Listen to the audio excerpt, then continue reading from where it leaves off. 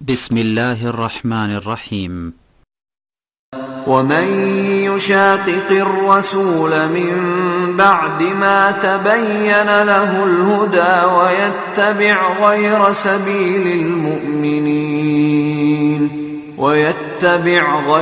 سبيل المؤمنين نوله ما تولى ونصله جهنم وساءت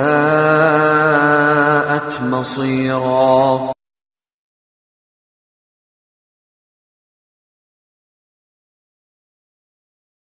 الحمد لله رب العالمين والصلاة والسلام على سيد المرسلين وعلى آله وصحبه أجمعين أما بعد. সম্মানিত ভাইরা, আসসালামু আলাইকুম ওয়া রাহমাতুল্লাহি ওয়া বারাকাতুহু।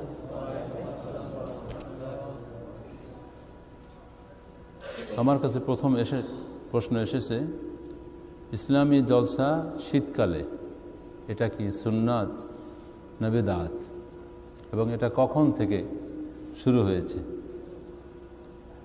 আসলে আমাদের জ্ঞান অর্জন করাটা ফরজ, ছোট বড় সকলের। এটা পরিষ্কার হাদিস শরীফে এসেছে, তলবুল ইলমে ফরিদাতুন আলা কুল্লি মুসলিমিন, যে প্রত্যেক মুসলমানের জন্য ইলম অর্জন করাটা ফরজ। আমাদের ইসলামী জলসার প্রয়োজনটা কেন? কারণ আমরা ছোটবেলার থেকে সেরকম পরিবেশে, সেরকম সমাজে বড় হইনি। আমি ইতিমধ্যে আলোচনা করেছিলাম যে আমাদের শিক্ষা ব্যবস্থা কি। আমি আরব দেশে দেখেছি, আমার ছেলেরা যখন আবুধাবিতে স্কুলে পড়তো, তো ক্লাস 1-এর বইতে কি সুন্দরভাবে উজু করবে, উজুর ফরজগুলো, ওয়াজিবগুলো এবং ছবিসহ একটা ছেলে কিভাবে উজু করবে, একবার সব কিছু লেখা আছে।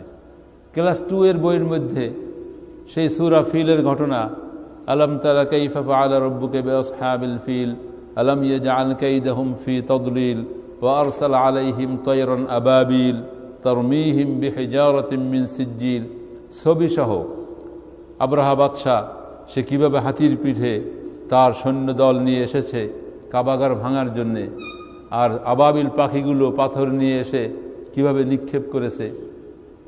ছোটবেলায় এই সমস্ত যদি সিলেবাসভুক্ত বইগুলো আমরা পড়তাম, আমাদের মধ্যে ইসলামের সঠিক ইতিহাস, আমাদের মধ্যে কোরআন, আমাদের মধ্যে হাদিস, আমাদের মধ্যে মাসলা মাসাইলগুলো আমরা জেনে ফেলতাম, তখন আমাদের আর এই শীতকালে ওই ধানের ক্ষেত মুড়িয়ে তারপরে আপনার শীতের কনকনে শীতের মধ্যে চাদর মুড়ি দিয়ে ওয়াশানার প্রয়োজন হতো না। যেহেতু আমরা এমন একটা সমাজে বড় হইনি, আমাদের দুর্ভাগ্য, আমাদের সমাজটা শিক্ষা ব্যবস্থায় সেরকম ব্যবস্থাপনা নেই, যার ফলে এখন আমরা যারা বড় হয়ে গেছি এবং যারা আধুনিক শিক্ষিত এবং অন্যান্য আরও, কারণ এলেমের তো শেষ নেই, আমরা এখন মাধ্যম কোথায়? সেটা হচ্ছে যে ওয়াজ নসিহাত, বিভিন্ন ভাইরা বিভিন্ন প্রতিষ্ঠান কেন্দ্রিক, মসজিদ কেন্দ্রিক, অথবা বিভিন্ন ভাইদের উদ্যোগে পাঠাগার কর্তৃক, যুব সমাজ কর্তৃক, বিভিন্ন কর্তৃক যারা এই আয়োজনটা করে থাকেন। এটা কেন করেন? এটা শুধুমাত্র ওই সকল ভাইদের জন্যই। সেটা হলো যে আদ-দাওয়াতু ইলাল্লাহ, দাঈ ইলাল্লাহের কাজের সুবিধার্থে এই ব্যবস্থাটা করে থাকেন। সুতরাং এটার মধ্যে কোনো কারাহাত, কোনো বেদাত কিছুই নেই। এটা ইলম শিক্ষার একটা মাধ্যম, একটি মাধ্যম। এটা কখন থেকে চালু হয়েছে আমি সঠিকভাবে সেটা বলতে পারবো না, কারণ এটা হয়তো দেখা গেছে যে এক সময় প্রয়োজন হয়নি। আল্লাহ রসুল থেকে সরাসরি যখন শুনেছে দিন, তখন সাহাবায়ে কেরাম একে অপরকে দাওয়াত পৌঁছাই দিতেন। এই জন্য হাদিস শরীফে বলা হয়েছে আদ-দীন আন-নসিহা, দিন হচ্ছে কল্যাণকামিতা। একজন সাহাবী আরেকজন সাহাবীর থেকে আলোক হতেন না কিছু একটা না পড়ে, সূরা ইখলাস পড়তেন, শুনাই দিতেন। তার মানে কি? এটাই হলো একটা তালিম, এটাই হলো একটা ফাযাক্কির ফাইন্না যিকরা তানফাউল মুমিনিন। এই জন্য যেমন আজকে এই ব্যবস্থা করা হয়েছে, এখানে কোনো ওলামায়ে কেরাম এই নিয়ে কোনো ইখতিলাফ আজ পর্যন্ত আমি শুনিনি যে ওয়াজ মাহফিল বা সেমিনার, সিম্পোজিয়াম, কারণ এক একটা লেভেল রয়েছে। এখন যারা আধুনিক শিক্ষিত তাদেরকে আবার সেই সেমিনার সিম্পোজিয়ামের মাধ্যমেই তাদেরকে ডাকতে হবে। আবার যারা সাধারণ পাবলিক তাদেরকে ওয়াজ মাহফিলের মাধ্যমেই ডাকতে হবে। সুতরাং এর মধ্যে কোনো কারাহাত নেই, কোনো বেদাত নেই, এটা ভালো কাজ। এই জন্য হাদিস শরীফে বলা হয়েছে, মান সান্না ফিল ইসলামে সুন্নাতান হাসানাতান ফালাহু আজরুহু ওয়া আজরু মান আমিলা বিহা। যেই ব্যক্তি একটি সুন্দর সুন্নত একটা পদ্ধতি চালু করলো, সেটা যদি কোরআন হাদিসের বিপরীতে না দাঁড়ায়, কন্ট্রাডিকশন না হয়, তাহলে সে তো সওয়াব পাবে, এবং যেই ব্যক্তিরা এই মাহফিলে গিয়ে পরিবর্তন আসবে, তার জীবনের পরিবর্তন আনবে, যে কিছু শিখবে, আমল করবে, তার সমপরিমাণ সওয়াব সেও পেয়ে যাবে। সুতরাং এটা একটি ভালো কাজ, ভালো উদ্যোগ, এর মধ্যে কোনো দোষের কিছু নাই। তবে সব জায়গায় ভালো আছে, খারাপ আছে। আমাদেরকে জানতে হবে যে এই লোকটি আসলে নিজে ঠিক আছে কিনা। যিনি আলোচনা করবেন তিনি যদি বেদাতি হন, কট্টর বেদাতি হন, তিনি যদি মাজার পূজার দিকে মানুষকে ডাকেন, কবরে সিজদার দিকে মানুষকে ডাকেন, রসুল গায়েব জানে, রসুল নূরের তৈরি, এগুলোর দিকে যদি ডাকেন, সেই মাহফিলে যাওয়াটাই হলো অন্যায়, যাওয়াটাই হলো হারাম। এবং সেখানে সন্তানকেও পাঠানো যাবে না, বরং সেইখান থেকে দূরে থাকতে হবে। সেই সমস্ত মাহফিলে কোনো খরচাও বহন করা যাবে না, কারণ সেখানে গিয়ে আপনি তো দিন শিখলেন না, আপনি উল্টাটাই শিখলেন। আল্লাহ তাআলা আমাদের সকলকে তৌফিক দান করুন। দ্বিতীয় প্রশ্ন ছিল নামাজের মধ্যে আঙ্গুল ঘুরানোর ব্যাপারে। এটা হানাফি মাযহাবে এভাবে আশহাদু আল্লা ইলাহা ইল্লাল্লাহ এভাবে তারা তুলে থাকেন, এবং হাদিস শরীফে এসেছে যে তাশাহুদের মধ্যে এভাবে আঙ্গুল এভাবে মুষ্টিবদ্ধ করে এভাবে আঙ্গুলটা, তাশাহুদ পুরো বৈঠকটাই এভাবে করা সুন্নাত। একটি জিনিস কি, এখন বলতে পারবেন যে এভাবে কেন? এখন অনেক জায়গায় কেন বলা যাবে না, কারণ যেভাবে হাদিস এসেছে, আল্লাহর রসুলকে সাহাবায়ে কেরাম যেভাবে দেখেছেন আমরা সেভাবে আমল করব। আমরা অনেকগুলি জিনিস যৌক্তিকভাবে দেখব যে না এটা যুক্তিসঙ্গত, কিন্তু অনেকগুলি জিনিস যুক্তির বাহিরেও থাকতে পারে যেটা আমাদের যেহেনে কোনো দিন নাই। এর মধ্যেই কল্যাণ। আল্লাহ রসুল বলেছেন সল্লু রাআইতুমুনি উসল্লি, সাহাবায়ে কেরাম দেখেছেন, এবং এটা সহিহ হাদিস। এবং একবার যারা তুলেন তাদের ভিত্তিটা আমার কাছে স্পষ্ট নয়, কারণ আল্লাহ রসুলের এই হাদিসটি বেশি শক্তিশালী, যে এই ডান হাত মুষ্টিবদ্ধ করে শাহাদাত আঙ্গুলকে তিনি এভাবে হারাকাত করতেন। আর আল্লাহ রসুল বলেছেন যে আমার মধ্যে দিনের আলোতে এবং রাতের আধারে তোমরা যা কিছু দেখতে পাও, তোমরা সব আমার উম্মতের কাছে খুলে খুলে বলে দাও। এই জন্য আল্লাহর রসুলের আমলগুলো আসলে কিন্তু লুকাবার কোনো সুযোগ নেই। এখন প্রশ্ন হতে পারে যে আমরা এতদিন ধরে তো আমরা এটাই দেখেছিলাম যে একবার উত্তোলন করা, আমরা তো এতদিন ধরে এটাও দেখেছি যে এক হাতটাকে এভাবে পিছে ঝুলিয়ে রাখা নাভির নিচে, এটাও আমরা দেখেছি।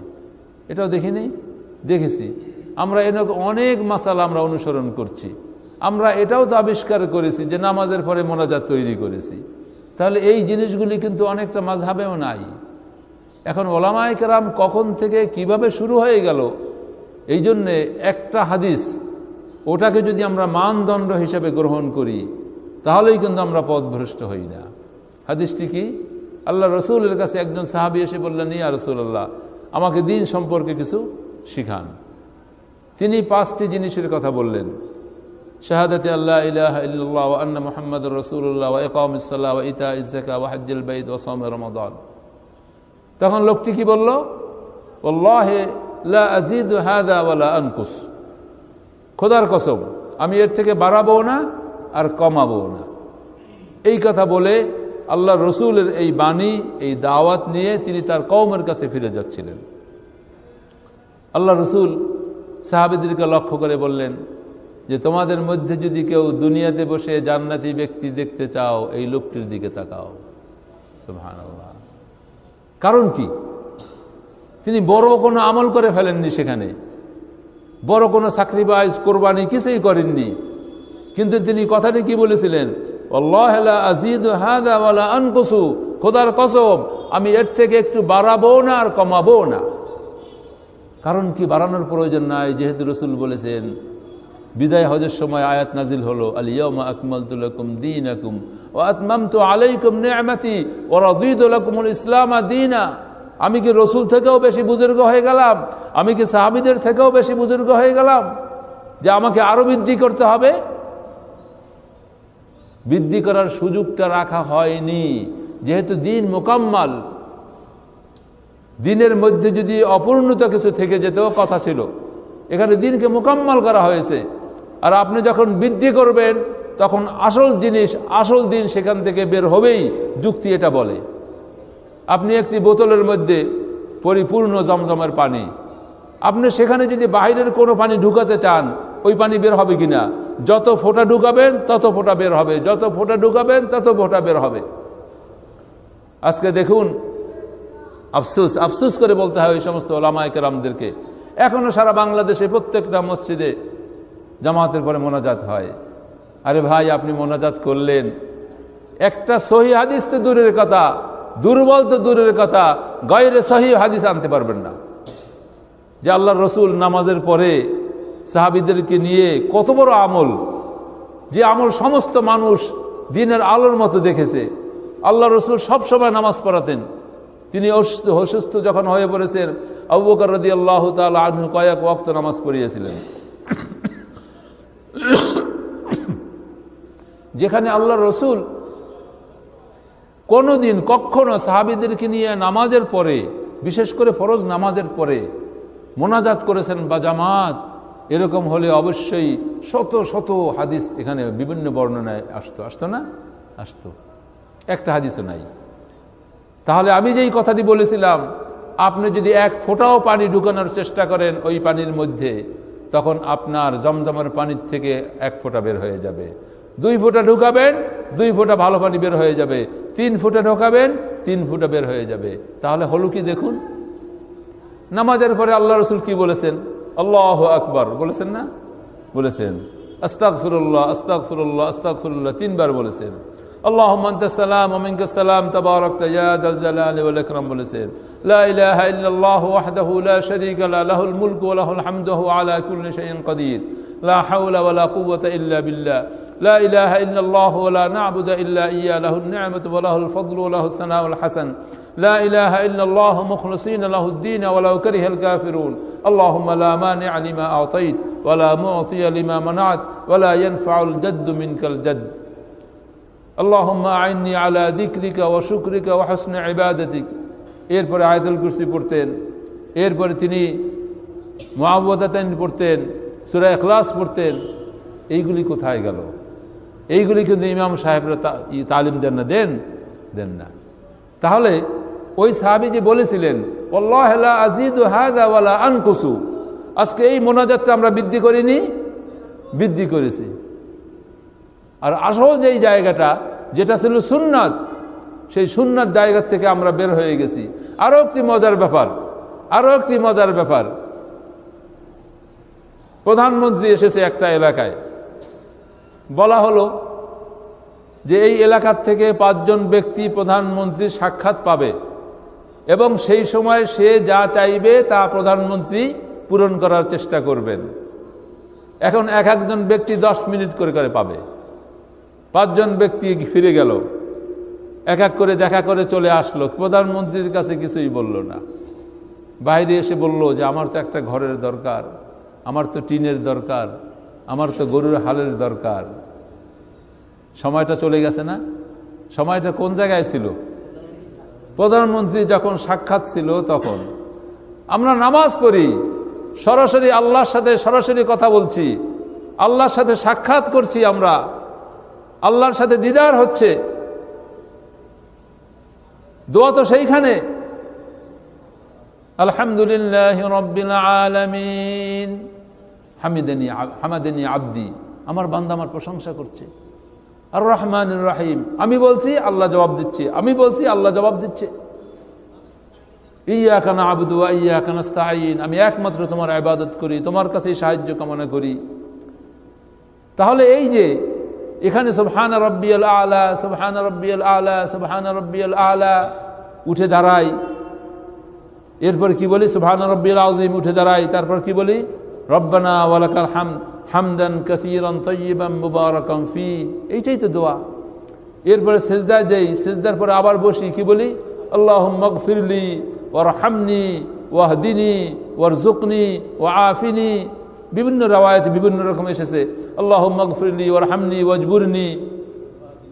হে আল্লাহ, আপনি আমার গুনাহ মাফ করে দেন, আপনি আমাকে হেদায়েত দেন, আপনি আমাকে মাফ করুন, আমার প্রতি রহম করুন। এটাই তো আসল দোয়া।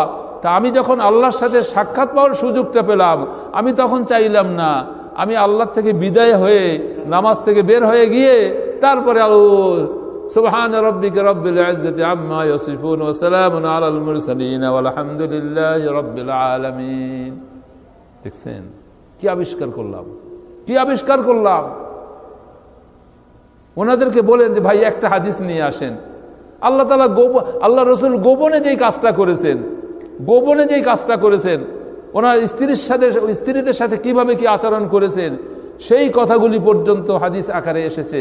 কারণ উনি হলো গোটা উম্মতের জন্য শিক্ষা। এই জন্য আল্লাহ রসুল বলেছেন, স্ত্রীদেরকে বলেছেন, ওহে আমার স্ত্রীরা, রাতের অন্ধকারে আমার মধ্যে তোমরা যা দেখো সব কিছু বলে দাও উম্মতের কাছে।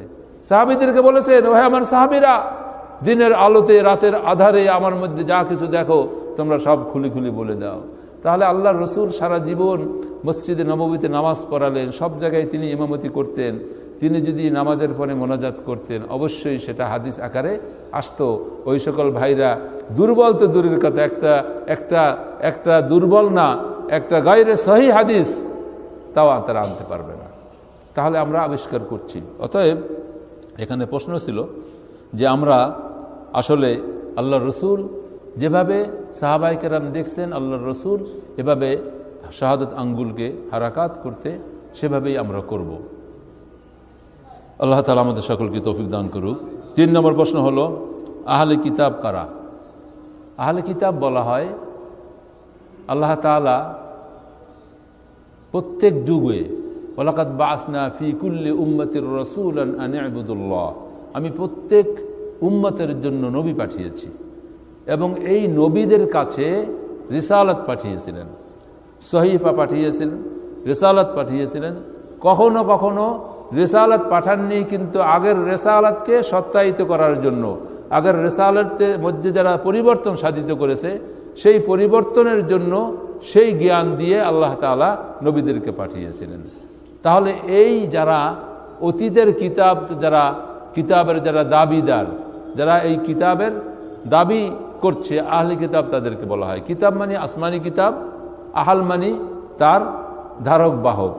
এখন খ্রিস্টানরা আহলে কিতাব দাবি করে, যেহেতু তারা ইনজিলের অনুসারী বলে। ইহুদিরা তারা মুসা আলাইহিস সালাতু ওয়াস সালামের অনুসারী বলে, তারা তাওরাতের ধারক বাহক। এরা শরীয়তের পরিভাষায় আহলে কিতাব, এরা আহলে কিতাব। পবিত্র কোরআনেও এদের সম্পর্কে আহলে কিতাব হিসাবে সম্বোধন করা হয়েছে। কিন্তু আসলে কি এরা আহলে কিতাব? ওরা তো কিতাবের কোনো অংশই বাকি রাখেনি, সব কেটে সিটে সব অপারেশন করে। এখন এই জন্য পবিত্র কোরআনে বলেও দেওয়া হয়েছে, ওয়াকালাতিল ইয়াহুদু লাইসাতিন নাসারা আলা শাই ওয়াকালাতিন নাসারা লাইসাতিল ইয়াহুদু আলা শাই। ইহুদিরা বলে যে নাসারাদের কাছে কিছুই নাই, আর নাসারারা বলে ইহুদিদের কাছে কিছুই নেই। আসলে কারো কাছে কিছুই নাই। সুতরাং শরীয়তের পরিভাষায় ওরা আহলে কিতাব দাবি করে, কিন্তু আমরা এটাকে আহলে কিতাব, বর্তমানে আহলে কিতাব আছে বলে আমরা মনে করি না। তাহলে আমরা দেখি যে ইসলামের মূল সূত্র আল্লাহ তাআলার পক্ষ থেকে ওহী, এটাই হলো ইসলামের মূল। এখন ঈসা আলাইহিস সালাতু ওয়াস সালামকে এই কথা বলে যেতে পারেন, যারা এতটুকু বিশ্বাস করবে যে ঈসা আলাইহিস সালাতু ওয়াস সালামের উপরে ইনজিল নাজিল হয়েছে এবং তিনি শুলে সমস্ত গুনাহ মাফ করে দিয়েছেন, এতটুকু কথা বিশ্বাস করলে সে আর তার কোনো পাপ নাই। এটা কি হতে পারে? এটা কি হতে পারে? বিপর্যয়। আজকে দেখুন যারা খ্রিস্টান, তাদের দিন দেখেন, তারা কিভাবে চলে, তাদের আচরণ দেখেন, হায়ওয়ান, পশুর মতো তাদের চালচলন। সুতরাং আদম আলাইহিসসালামের যেই দিন, ইব্রাহিম আলাইহিসসালামের যেই দিন, নূহ আলাইহিসসালামের যেই দিন, মুহাম্মদ রাসূলুল্লাহ সাল্লাল্লাহু আলাইহি ওয়াসাল্লামের যেই দিন, সেই দিন হতে পারে না। অতএব তাদেরকে আমরা গোমরাহি ছাড়া আর কিছুই বলতে পারি না। এরপর প্রশ্ন ছিল, বাবা মায়ের কথা মতো তালাক দেওয়া যাবে কি না স্ত্রীকে? বাবা মায়ের কথা মতো দেওয়া যাবে না। কারণ হচ্ছে আপনার স্ত্রী, আপনি তাকে আল্লাহ তাআলার একটি কলেমার মাধ্যমে তাকে হালাল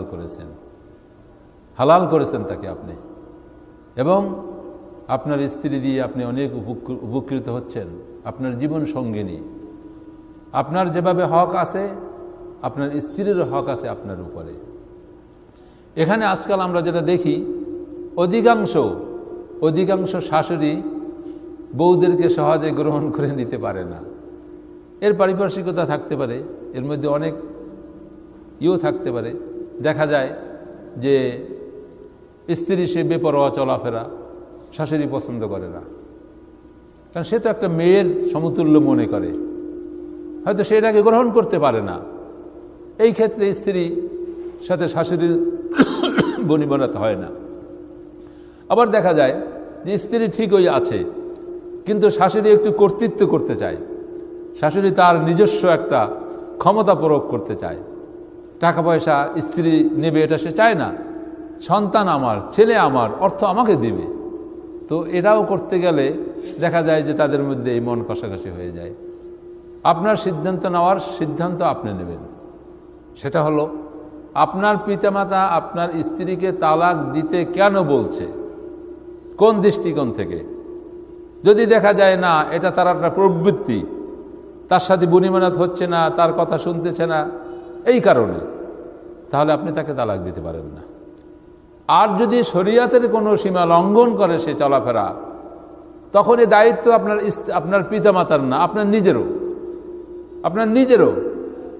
যদি আপনার স্ত্রী আপনার কথা না শুনে, পর্দায় না চলে, অন্যদের সাথে দেখা দেয়, যেটা আপনার মা পছন্দ করে না, সেক্ষেত্রে আপনিও তো তাকে শিক্ষা দেওয়া দরকার। ইব্রাহিম আলাইহিসসালামের ঘটনা আমরা সকলে জানি। ইব্রাহিম আলাইহিসসালামের স্ত্রী, ছেলের বউ, প্রথম বউ, যখন তিনি বাড়িতে আসলেন, পরিচয় দিলেন না, জিজ্ঞাসা করলেন, মা তুমি কেমন আছো? তখন সে বলল, বাবা তো বলল না যে না খুব শান্তিতে, অভাব, এটা সেটা বিভিন্ন অভিযোগ পেশ করলেন। করার পরে যাওয়ার সময় প্রথম ইব্রাহিম তার সন্তান বাড়িতে ছিল না, ইসমাইল আলাইহিসসালাম বাড়িতে ছিলেন না। তখন তার স্ত্রীর কাছে বলে গেলেন যে তোমার স্বামী বাড়িতে আসলে তুমি বলবে যে সে যেন ঘরের চৌকাঠ পাল্টে ফেলে, চেঞ্জ করে ফেলে।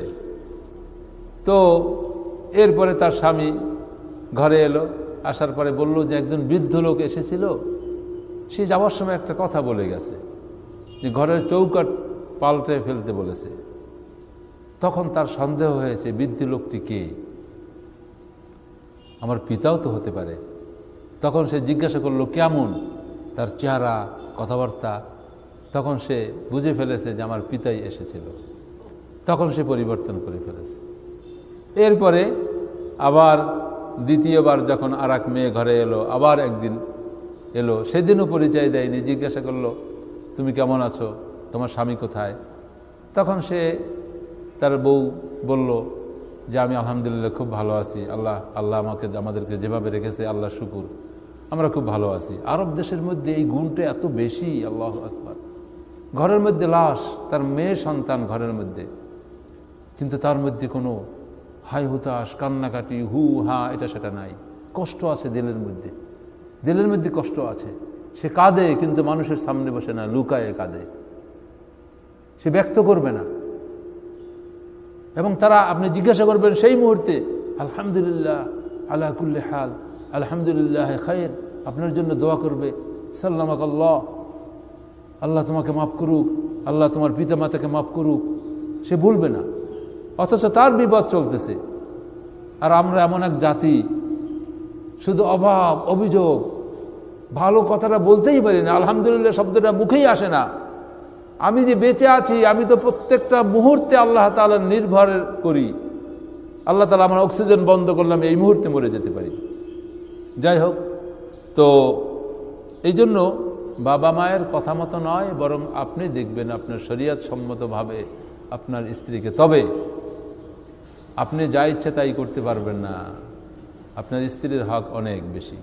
এই জন্য হাদিস শরীফে বলা হয়েছে যে স্ত্রীর মধ্যে হয়তো তোমার কাছে একটা জিনিস খারাপ লাগে, কিন্তু আরো 10টা ভালো জিনিস তো তার মধ্যে আছে। কাজেই তুমি তাকে শোধরাবার সময় দাও, সুযোগ দাও। আপনি তাকে ওয়ার্নিং দিবেন যে দেখো তোমার এই চালচলনটা ভালো না, এটা শরীয়ত সম্মত না। আপনি প্রথম তাকে দিন শিখাবেন, তারপর তাকে তালিম দিবেন। তারপরে যদি না হয় তখন আপনি হয়তো এই ধরনের কোনো সিদ্ধান্ত নিতে পারেন, যদি সে শরীয়তের ফরজ ওয়াজিব সীমা লঙ্ঘন করে তখন। এর আগে আপনি কোনো সিদ্ধান্ত নিতে পারেন না। আল্লাহ তাআলা আমাদের সকলকে তৌফিক দান করুন। এরপরে দাফনের কাপড়, মার্কিন কাপড়। আসলে দাফন কাফনের কাপড়ের ব্যাপারে সাদা কাপড়ের কথাই বলা হয়েছে, এখানে অন্য কোনো রঙিন কাপড় ব্যবহার করা যাবে না। অনেকে আবার দেখা যায় যে ওই এটা দাফন না, এটা এটা এটা লাশের উপরে রাখা হয়, কলেমার এই সমস্ত জিনিসের কোনো ভ্যালু নাই। এই সমস্ত জিনিস আপনি উপরে আবরণ দিয়ে কিছু করতে পারবেন না। আপনার ভিতরে যদি প্রয়োজন থাকে আপনি উপরের আবরণ দিয়ে কিছু করতে পারবেন না। আপনি ফুল দেন, গোলাপ জল দেন, তাতে মৃত্যু ব্যক্তির কোনোই লাভ নোকসান কিছুই হয় না। আপনি অযথা আপনার আকীদাটাকে নষ্ট করছেন। এই জন্য অনেক সময় দেখা যায় যে এই বিভিন্ন কালেমা লেখা এগুলি বিভিন্ন জায়গায় পাওয়া যায়, এইগুলো মৃত্যু ব্যক্তির কাফনের উপরে, অর্থাৎ মৃত্যু কবরস্থ করার আগে এটা খাটিয়ার উপরে ঢেকে রাখে। কোনো কিছু এগুলি একেবারে অহেতুক, এগুলি শরীয়তে কোনো ভ্যালু নেই। কাপড় যে হ্যাঁ, এগুলো এগুলি এগুলো সে কি ওটা পড়তে পারবে? সে কি পড়া সম্ভব তার জন্যে? এই জন্য এটা কাপড়টা মার্কিন হোক, ভালো কাপড় দেন, এটা কোনো বিষয় নয়।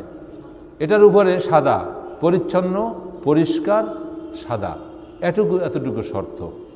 এবং সেখানে পুরুষের এবং মেয়েদের কত কাপড় হবে সেটা আপনারা জানেন। আরেকটি প্রশ্ন হলো, কোন কোন গুনাহ মাফ হয় না এবং কি করলে মাফ হবে? মৌলিকভাবে সকল গুনাহ মাফ করবেন আল্লাহ তাআলা, যদি আমরা তওবা নসুহা যেটা বলা হয়, আর তাওবাতুন নসুহা আমরা করতে পারি একেবারে খালেস নিয়তে।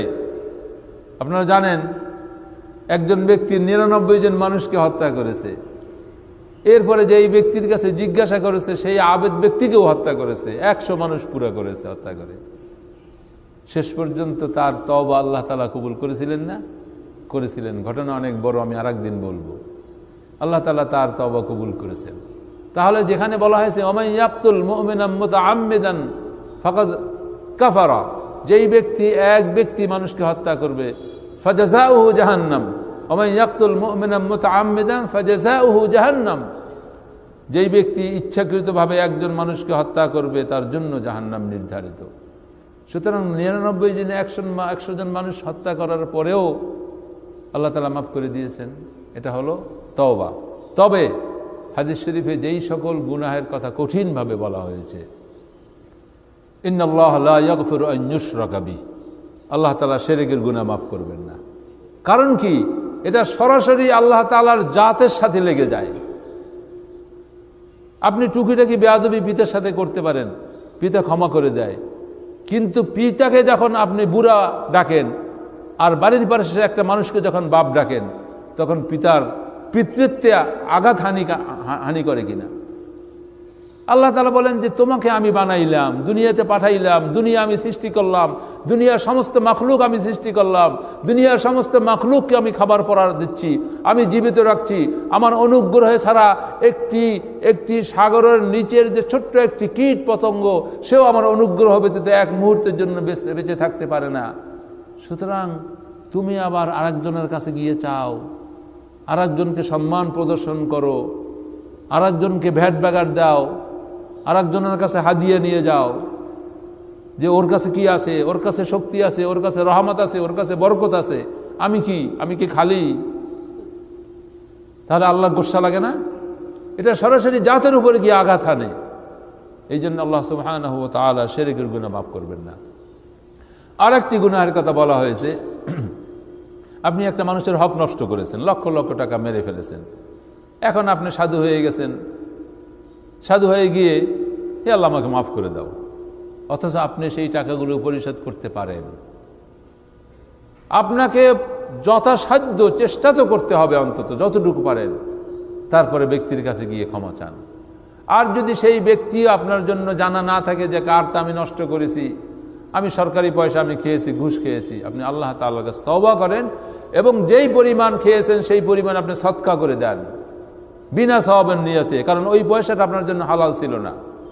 আপনি সদকা করেন, ইল্লা মান তাবা ওয়া আমানা ওয়া আমিলা আমালান সালিহা, আপনি তওবা করেন এবং আপনি এরপরে ভালো হয়ে যান।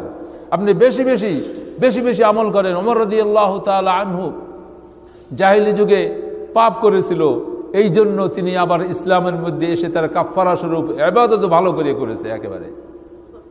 ইন্নাল হাসানাত ইউযহিবুনাস সাইয়্যাত, ভালো কাজগুলো খারাপ কাজগুলিকে মুছে ফেলে। পবিত্র কোরআনে বলা হয়েছে ইন্নাল হাসানাত ইউযহিবুনাস সাইয়্যাত। সুতরাং এই জন্য কবিরা গুনাহ আমরা অবশ্যই করতে পারি, এই জন্য আল্লাহ তাআলার কাছে আমরা ক্ষমা চাইব।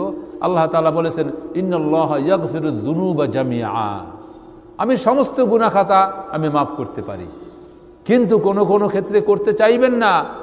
তারপরেও আমি যদি এই বিশ্বাস রাখি যে আমি গুনাহ করে ফেলেছি, এখন আমার আর কিছু করার নেই, এইগুলো শোধ করার পরিশোধ করার কোনো ক্ষমতা নেই, আমি যদি একবারে নির্ভেজাল মন নিয়ে অকৃত্রিম মন নিয়ে আমি যদি আল্লাহ তাআলার কাছে তওবা করি আর যদি এর পরবর্তী জীবনটাকে সুন্দর করি, তাহলে অবশ্যই আল্লাহ তাআলা আমাকে মাফ করে দিবেন।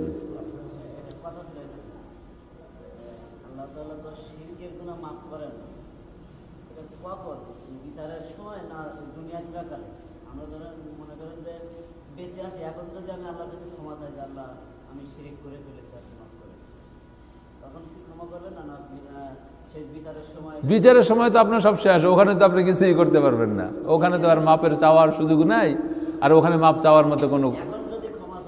এখন আপনাকে তো তওবা তো মৃত্যুর আগে পড়তে হবে, এই জন্য বলা হয়েছে হুলকুম, যখন মৃত্যু তোমার একেবারে হুলকুমের কাছে আসে তখন তওবা কবুল হবে না। তাহলে আপনি দুনিয়াতে থাকতেও তো একটা সীমানা এঁটে দেওয়া হয়েছে। হ্যাঁ, ফিরআউন কি বলেছিল যে বনী ইসরাইল যার প্রতি ঈমান গ্রহণ করেছে আমিও তার প্রতি ঈমান গ্রহণ করলাম, কিন্তু আল্লাহ তাআলা বলেছেন আল আন, এখন আর সময় নেই, শেষ, সময়টা শেষ হয়ে গেছে। সুতরাং সেই বিচারের সময় আপনি বলবেন হে আল্লাহ আমি তো বুঝে নাই, ভুল করে ফেলেছি, মাফ করে দাও, সেখানে ইনকাতা আল আমাল, আর তওবাও কবুল হবে না, আর ইবাদত আর দরকার হবে না। অনেকে কবরে গিয়ে যদি নামাজ পড়তে চায়, সে নামাজ পড়লে লাভ হবে কেন, আর সে পড়বেও না। আর একটি প্রশ্ন হচ্ছে যে স্ত্রী যদি নামাজ না পড়ে কি করা যাবে? এখানে স্ত্রী যদি নামাজ না পড়ে তাহলে তাকে নামাজের তাগিদ করতেই হবে, তাকে নামাজের তাগিদ করতেই হবে। মান তারাকা সালাতা মুতাআম্মিদান ফাকাদ কাফারা, সে কুফরের দরজায় চলে যায়। এই জন্য আপনি যথাসাধ্য আপনি চেষ্টা করতে থাকবেন। এই চেষ্টাটা যেন এরকম না হয় আমি যদি একটু বেশি শাসন করি সে চলে যেতে চাইবে, আমিও সহজে তালাক দিয়ে দিলাম, নতুন একটা বিবাহ করলাম। অনেক সময় কিন্তু নতুন বিবাহের মধ্যে আগ্রহটা একটু বেশি থাকে যে এটা তো বুড়া হয়ে গেছে, তো নতুন একটা যদি বিবাহ করি কিছুতে লাভবান হব, এরকম যদি আগ্রহ কোনো কাজ করে তাহলে কিন্তু আপনি গুনাহগার হবেন। আপনি আন্তরিক অন্তর দিয়ে তাকে চেষ্টা করবেন, তাহলে এমন কোনো স্ত্রী অবশ্যই যদি আপনার ভালোবাসা পায়, আপনার যত্ন পায়, তাহলে অবশ্যই সে নামাজ ধরবে। আমি আশা করি সে নামাজ ধরবে। আর যদি আপনার চেষ্টার পরেও যদি না হয়, তাহলে আর আপনি যেই স্ত্রী নামাজ পড়বে না, আমি আগেই বলেছিলাম আজকে আলোচনার মধ্যে খুতবার আলোচনায় বলেছিলাম যে আমি তোমার প্রতি তোমার জন্মের আগেও এহসান করেছি। ছেলেরা বললেন যে জন্মের আগে কিভাবে আপনি এহসান করলেন? যে আমি তোমার মাকে এমন জায়গার থেকে বাছাই করি, এমন মা নির্বাচন করেছি যেই মায়ের ঘরে সুসন্তান আসাটাই স্বাভাবিক, অর্থাৎ আমি দিনদার ফ্যামিলির থেকে বিবাহ করেছি। কথাটা বুঝতে পেরেছেন? এই জন্যে আপনি আপনারা চেষ্টা চালাবেন। আমরা আশা করি আপনার চেষ্টা আল্লাহ তাআলা সফল করাবেন। আরেকটি এখানে প্রশ্ন আছে যে হানাফি মাযহাবের লোকেরা বলছে যে আহলে হাদিস মুসলমান নয়।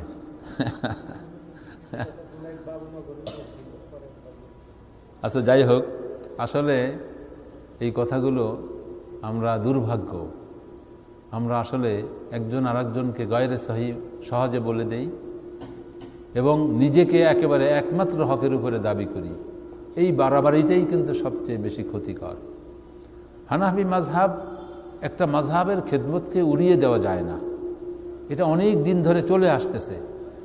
এখন আমরা তাহলে এটাও প্রশ্ন করতে পারি যে এতদিন পর্যন্ত এই মাযহাবের লোকগুলো, এই মাযহাবের লোকেরা ইবাদত বন্দেগী করেছে, হয়তো শুদ্ধতার দিক থেকে কিছু দুর্বল, বিভিন্ন মাসালার মধ্যে কিছু দুর্বলতা পাওয়া যায়।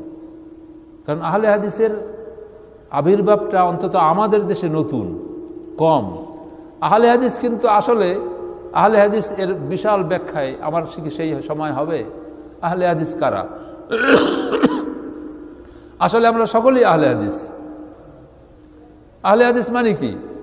যারা হাদিসের অনুসারী। তাহলে হানাফি মাযহাবের মাসালাগুলো হাদিসকে অনুসরণ করেই তো মাসলা নির্ণয় করা হয়েছে, তারাও আহলে হাদিস। আহলে হাদিসের বাইরে আহলে কোরআন। এক কথায় যারা ইসলামকে ভালোবাসেন তারা আহলুল হাদিস, আহলুল কোরআন, আহলুল ইসলাম। এখন হানাফি মাযহাবের মধ্যে যেই বাড়াবাড়ি চলে এসেছে এবং বিভিন্ন, অথচ ইমাম আবু হানিফা যেই সমস্ত জিনিস বলেননি সেই সমস্ত জিনিসগুলো তার নামে চালানো হচ্ছে এবং সে তার মধ্যে যেভাবে জিয়াদতি করা হয়েছে, এই কারণেই কিন্তু শেষ পর্যন্ত একটা গ্রুপ বের হয়ে এসেছে যে আমরা একমাত্র সহিহ হাদিস আমল করব। তারা নাম রেখেছে আহলে হাদিস। এখন তাদেরকে ওয়েলকাম জানানো দরকার, ওয়েলকাম জানানো দরকার। এই জন্যই জানানো দরকার যে এতদিন পর্যন্ত আমরা বিভিন্ন মাসলাগুলো অনুসরণ করতে দেখেছি মানুষকে, কিন্তু তাহাকিক করেননি। মুরব্বীদেরকে দেখেছে, ওস্তাদকে দেখেছে, বুজুর্গকে দেখেছে, পীর সাহেবকে দেখেছে, আমল করেছে, বাস। তারা একবারে আন্তরিক নিয়তেই তারা আমল করেছে। কিন্তু এখন যখন সহিহ হাদিস জিনিসগুলি আমাদের সামনে চলে এসেছে, তখন তো আমরা আর সেই সহিহ হাদিসকে প্রত্যাখ্যান করার সুযোগ কি আছে? নাই। এখন ইমাম আবু হানিফার অনুসারীরা যদি বলে যে আহলে হাদিসের লোকেরা মুসলমান নয়, তাহলে ইমাম আবু হানিফার যারা অনুসারী তাদেরকে বলা দরকার যে ভাই, আপনারা আমাদেরকে যে মুসলমান, আমরা মুসলমান নই, একথার দলিল কি? একটু দলিল দেন তো।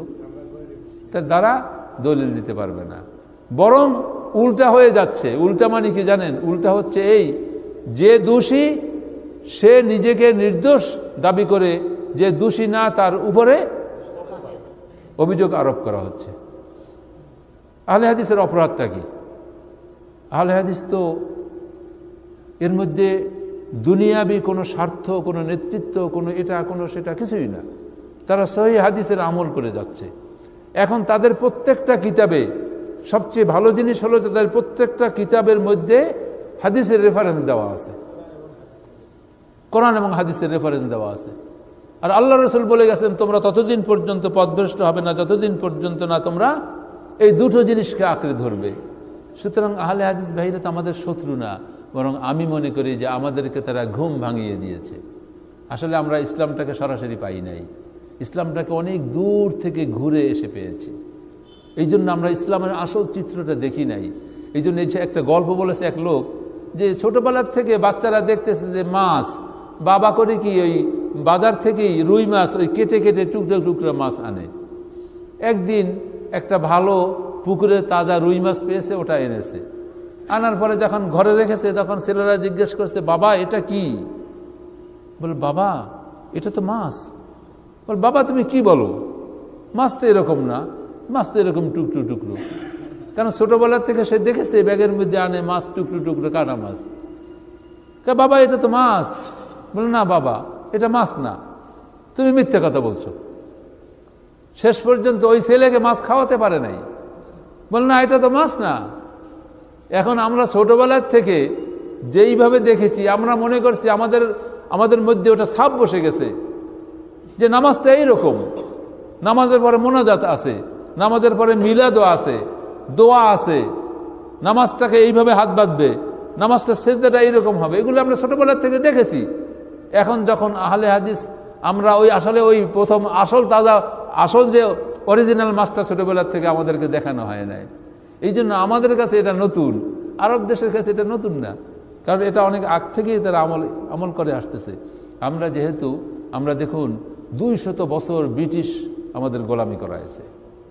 সেই সময় হিন্দুদের আধিপত্য ছিল, ইসলামী কোনো কালচার ছিল না, মাদ্রাসা ছিল না, মসজিদ কোন রকম ছিল, মুসলমানরা হিন্দুদের বাড়ির থেকে জুতা খুলে তারপর পায়ে হেঁটে যেতে হতো। সেই সময় আপনি ইসলামের কি আশা করেন? এখন তো আমাদের দেশে, বিশেষ করে আরব দেশে গিয়ে আমাদের দেশের ছেলেরা মক্কা মদিনা ইউনিভার্সিটিতে পড়াশোনা করে সেখানে বড় বড় ওস্তাদ, বড় বড় আলেমদের সাথে সংস্পর্শে গিয়ে তাদের দশ শুনে কোরআন হাদিস পড়ে এখন তারা দেখেছে যে না, আসলে এই জিনিসের মধ্যে এই ভুলগুলি আছে। এখন সেইগুলি তারা ধরিয়ে দিচ্ছে। তারা তো আমাদের শত্রু না, শত্রু হবে কেন? তারা নতুন কোনো জিনিস আবিষ্কার করছে না, বরং তাদের আবিষ্কারের পিছনে কোরআন হাদিসের দলিল আছে। আর আমরা যে আমলগুলি করে এসেছি এতকাল, আমাদের পিছনে আমরা কোনো দলিল দিতে পারি না। পারি? হানাফি মাযহাবের কাছে জিজ্ঞাসা করবেন, ভাই তুমি যে আমলটা করো, আমলটা কি কোনো দলিল দিতে পারবে? আমরা কুদুরি পড়েছি, হেদায়া পড়েছি, আমিও তো হানাফি ছিলাম সারা বছর।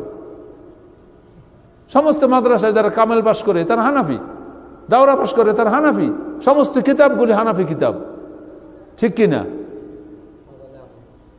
সেগুলো হানাফি কিতাব।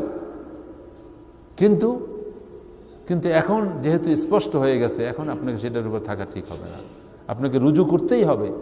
আপনি আহলে হাদিস না হন, অসুবিধা নাই, আমি বলবো না আপনি আহলে হাদিস হন, আমিও তো আহলে হাদিস, আমি কোনো আহলে হাদিসের গ্রুপের লোক নই। কিন্তু আমি আর প্রশ্ন হলো যে আহলে হাদিস যদি একটি সহিহ হাদিস আমল করে, আমি কি আহলে হাদিসরা আমল করে বিদায় সেইটাকে বর্জন করতে পারবো? তার মানে আমি রসুলকেই বর্জন করব, রসুলের হাদিসকে আমি বর্জন করব। কথাটা বুঝতে পেরেছেন?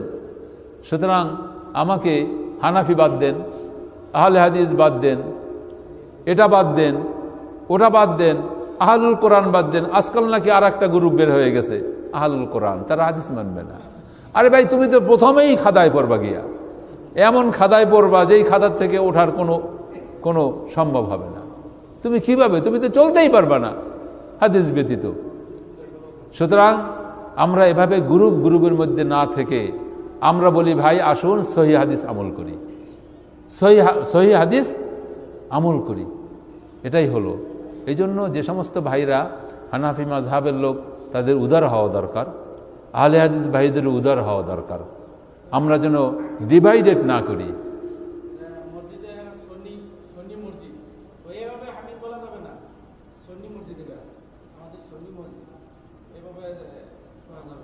আচ্ছা, যাই হোক, এই প্রশ্ন ভিন্ন প্রশ্ন, আমরা আর একদিন আসবো ইনশাআল্লাহ। আমিন জোরে বলার ব্যাপারে যথেষ্ট জোরালো হাদিস আছে, কথা আছে, এবং মুসলমানদের একটা আলাদা স্পিরিট এখানে কাজ করে। আমরা ইনশাআল্লাহ বসবো। তো আল্লাহ তাআলা আমাদের সকলকেই সঠিক আমল করার তৌফিক দান করুক। আমিন। ওয়া আখিরু দাওয়ানা আলহামদুলিল্লাহি রাব্বিল আলামিন। আসসালামু আলাইকুম ওয়া রাহমাতুল্লাহি ওয়া বারাকাতুহু।